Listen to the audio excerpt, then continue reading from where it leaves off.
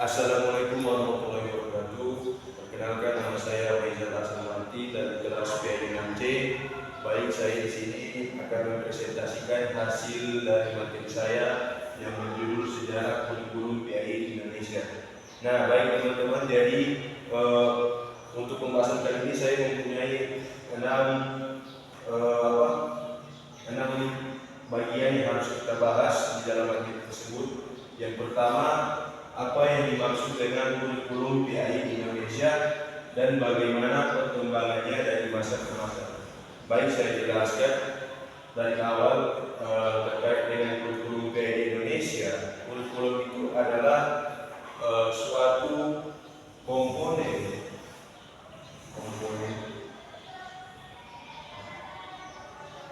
komponen yang berisi tentang visi, materi, metode, dan juga evaluasi. Nah, jadi teman-teman, kurikulum ini adalah lebih sederhananya adalah alat navigasi untuk menentukan jalur arah pendidikan di setiap negara. Nah, dalam kurikulum tersebut berisi tentang komponen yang telah saya sebutkan tadi mengenai isi, materi, metode, dan evaluasi agar terencana sistem pendidikan kita di dalam negara, khususnya di Indonesia. Nah, masuk ke perkembangannya dari masa ke masa. Nah, kurikulum itu banyak yang mengatakan bahwa diresmikan pada tahun 1947. Nah, namun akan saya jelaskan kurikulum dari pra kemerdekaan. Nah, kurikulum pada saat itu kolonial Belanda lebih mementingkan untuk memperkerjakan budak-budak daripada orang-orang di Indonesia, pribumi. Nah, mereka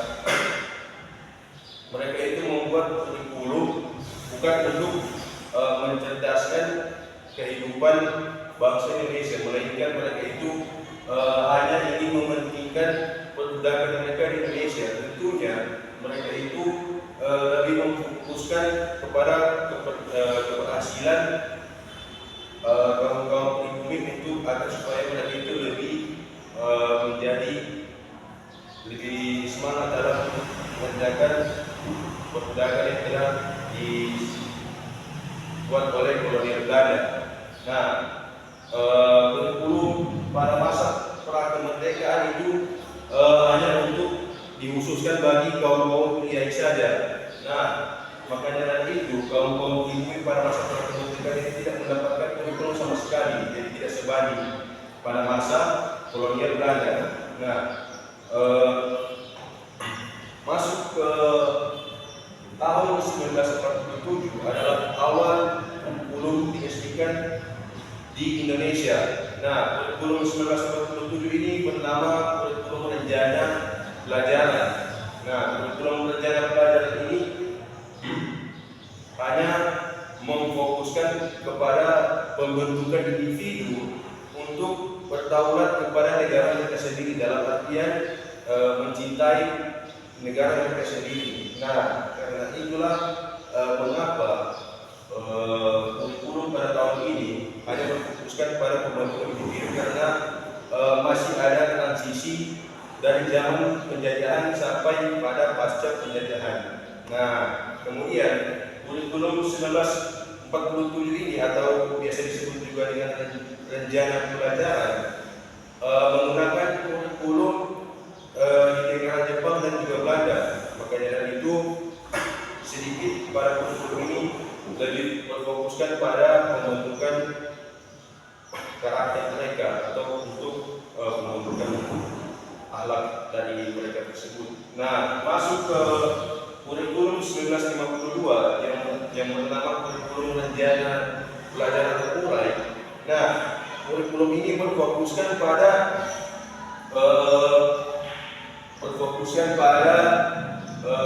bagaimana agar supaya setiap peserta didik kuliah lebih bisa mengenal pada yang namanya mata pelajaran. Nah, mata pelajaran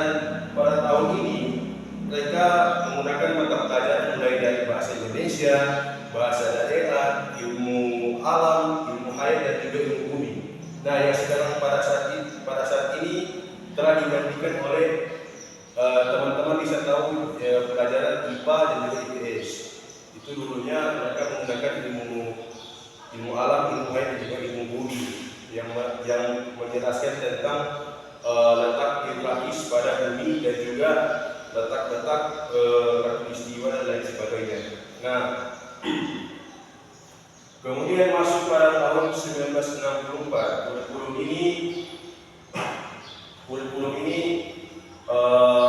memiliki banyak perubahan, mulai dari hilangnya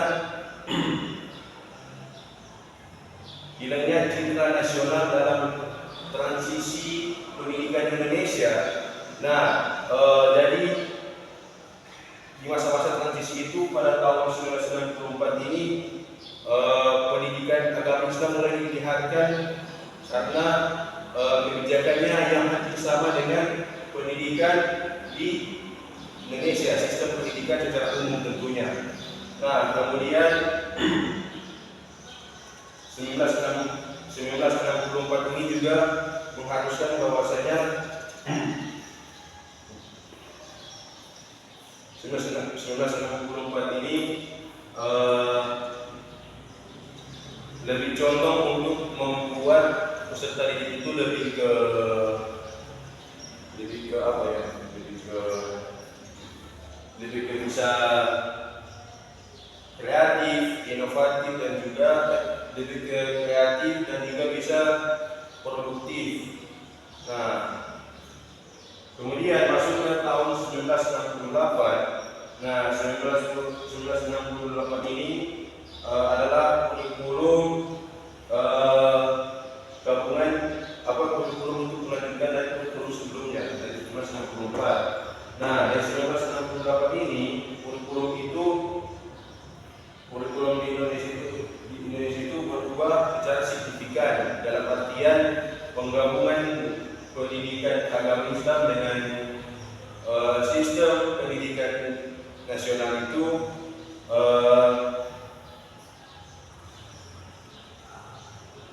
diporsikan bahwasanya 30% untuk pendidikan agama Islam, 70% untuk pendidikan sistem nasional di Indonesia. Jadi orang-orang yang ingin pindah ke sekolah umum itu dapat diterima.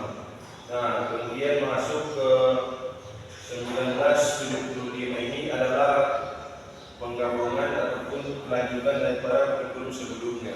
Kurikulum 1975 ini membahas berfokuskan pada bagaimana peserta didik itu bisa mengamati, mengelompokkan, kemudian berbicara dan melaporkan apa-apa yang mereka bisa dapat dari sekolah tentunya. Kemudian 1984 ini adalah kurikulum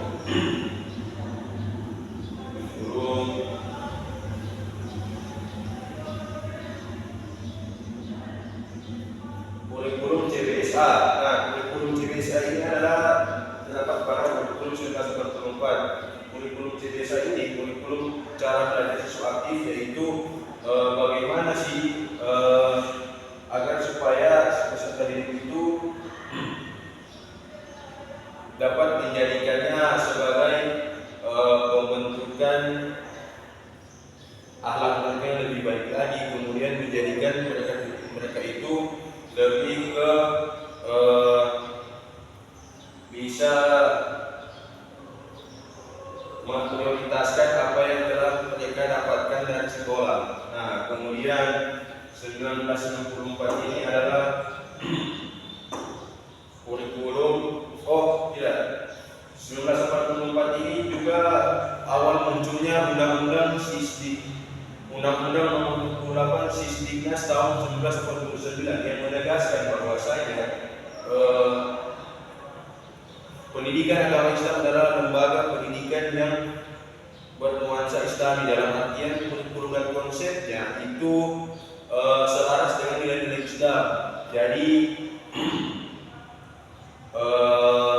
pendidikan agama Islam itu sudah menjadi bagian daripada kurikulum Indonesia, sudah digabungkan. Nah, masuk ke kurikulum 1975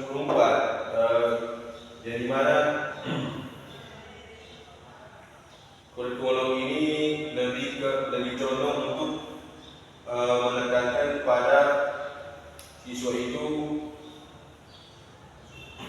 itu lebih ke bisa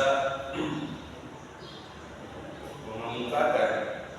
Nah, 1994 ini juga menjadi kelanjutan daripada 1994. Jadi 1984 ini adalah kelanjutan pada 1994 ini. Nah, kemudian masuk pada tahun 2004, kurikulum KBK, kurikulum berbasis kompetensi. Nah, kurikulum berbasis kompetensi ini memuat untuk supaya peserta didik itu dapat menemukan potensi diri mereka dan juga bisa memecahkan masalah dalam kehidupan sehari-hari mereka. Nah, jadi dari 1994 sampai 2006 ini perubahan kurikulumnya tidak jauh berbeda. Nah, masuk ke 2006 yaitu kurikulum KTSP, kurikulum tingkat satuan pendidikan. Nah, tingkat satuan pendidikan ini berfokus pada bagaimana siswa itu bisa memiliki pelajaran yang terencana, mulai dari lembaga pendidikan yang telah memuat tentang supaya siswa itu atau peserta didik itu lebih aktif di dalam kelas untuk belajar. Nah, kemudian masuk ke kurikulum 2013. Nah, kurikulum 2013 ini berfokus pada agar supaya peserta didik itu lebih bisa mewujudkan pendidikan karakter, membangun semangat dalam belajar dan juga membangun semangat dalam artian itu menjadi ramah dan tamat di suatu lembaga pendidikan Indonesia, tentunya lembaga pendidikan formal. Nah, masuk ke kurikulum terakhir yaitu kurikulum Merdeka hingga sampai saat ini, dari tahun 2002 sampai saat ini yang dicetuskan oleh Nadiem Makarim. Nah, kurikulum Merdeka ini berfokuskan kepada lebih ke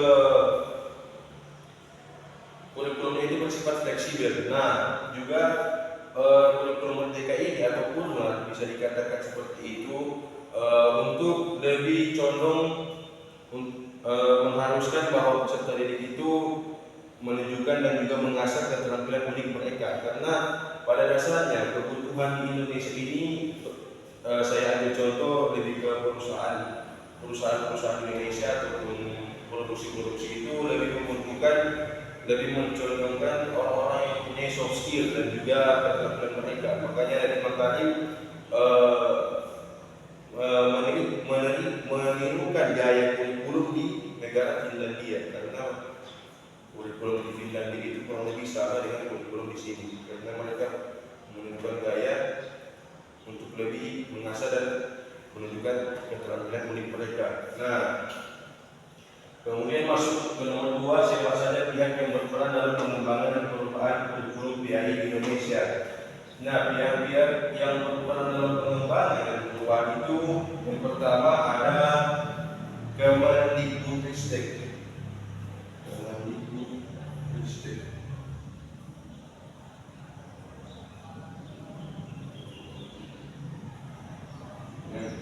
Nah, terus yang kedua ada Kemenak. Kemenak itu Kementerian Agama.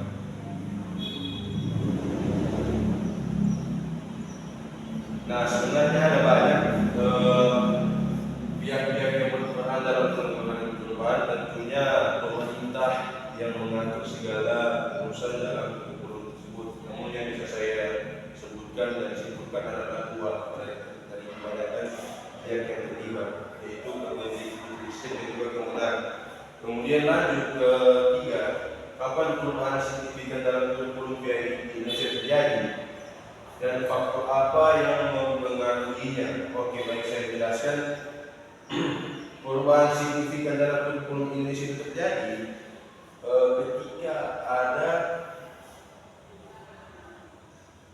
ketika ada eh, kebutuhan daripada peserta didik itu lebih maju dan lebih banyak, lebih bervariasi lah contohnya. Nah,